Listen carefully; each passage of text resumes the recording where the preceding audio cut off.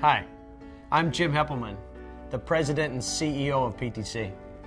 It's been my great pleasure over the last 18 months or so to work with Professor Michael Porter on this Harvard Business Review article around strategy and competition and how the manufacturing industry is changing as a result of smart connected products. One of the biggest drivers of change and transformation in competition in the last 100 years has been information technology.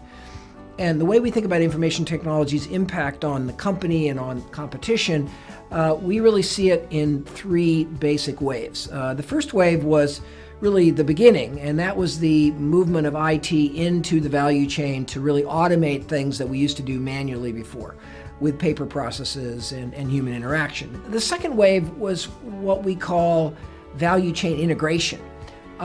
We started out by kind of automating individual activities within the value chain, but then what started to happen was the ability to connect those activities together across functions and across geography, and also across company boundaries with suppliers and with customers and channels. But this third wave, which has caught our attention over the last 4 or 5 years, is really a very different wave, which has to do with not information technology becoming embedded in the value chain and how companies do things, but actually in the product itself.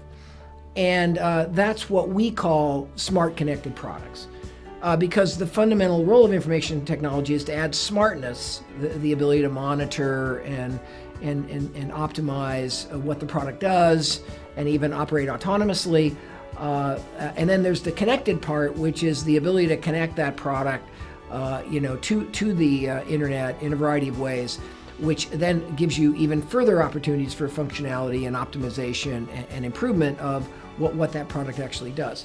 By using some of Michael Porter's timeless frameworks, we were able to see clearly the impact of smart connected products on the value chain and the industry structure of manufacturing enterprises. So what we set out to do with this body of work is to really provide some rigorous structure within which we could understand this phenomenon, what was happening in the product, how that would affect competition and industry structure, how that would affect actually competitive advantage. And what we found was that not only is IT embedded in the product affect the product, but it also affects the value chain and how you do design and how you do service and how you do many other things that we've traditionally been able to do. And it's this deep interaction between the product improvement and the value chain improvement that we believe is going to make this third wave just as big, if not bigger, than the other two in terms of its transformative impact. The culmination of this work is that we found there's a new set of strategic choices and trade-offs that manufacturing firms are going to have to make. There's no right or wrong answers here, but we documented 10 questions such as, what new features and capabilities should you put in your products? What type of data should you collect? How will you protect that data and share it in terms of privacy? Should you sell that data to create some kind of a new adjacent business?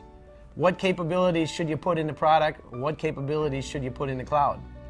Might you think about disintermediating some of your downstream channel partners?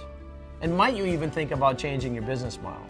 They're very interesting strategic questions that every manufacturing enterprise is going to have to think about and then try to find the right combination of answers that's going to position their firm to be successful in this new world. We're very proud of this great piece of work that we've done together with Professor Porter. I certainly encourage you to read this powerful body of work. I think with the right strategy, manufacturers can capitalize on these new opportunities to create value.